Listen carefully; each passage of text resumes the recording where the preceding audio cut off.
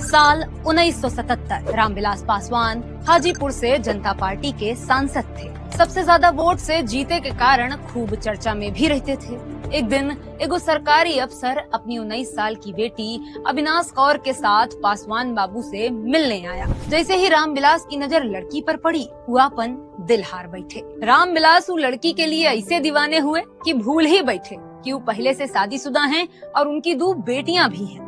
बिहार चुनाव की special series love story के तीसरे एपिसोड में कहानी रामविलास पासवान और अविनाश कौर उर्फ रीना पासवान की।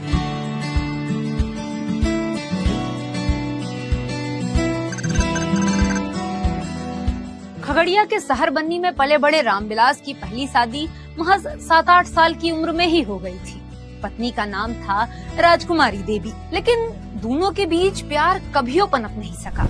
रामविलास साल भर में 1-2 बार ही पत्नी और दोनों बेटियों आशा उषा से मिलने चले जाते। 1977 में जब पहली बार लोकसभा चुनाव जीतकर पासवान दिल्ली पहुँचे तो राजकुमारी भी दोनों बेटियों के साथ आईं।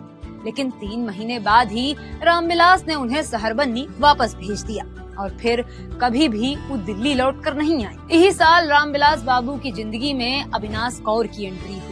अविनाश के पिता गुरबचन सिंह वाणिज्य मंत्रालय में डिप्टी डायरेक्टर थे। वो रामविलास के स्वभाव से बहुत प्रभावित थे। वहीं अविनाश एयर होस्टेस बनना चाहती थी।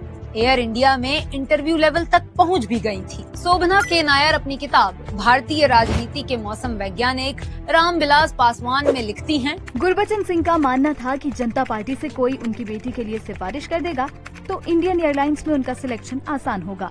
रामविलास और गुरबचन सिंह दोनों ही एक दूसरे के घर आने जाने लगे। इन्हीं मुलाकातों के बीच 31 साल के रामविलास को अपने से उम्र में 12 साल छोटी अविनाश पसंद आ गई। लेखक प्रदीप श्रीवास्तव की किताब रामविलास पासवान संकल्प, साहस और संघर्ष में रीना पासवान बताती हैं, इन्होंने शुरू से ही सब कुछ बता दिया था।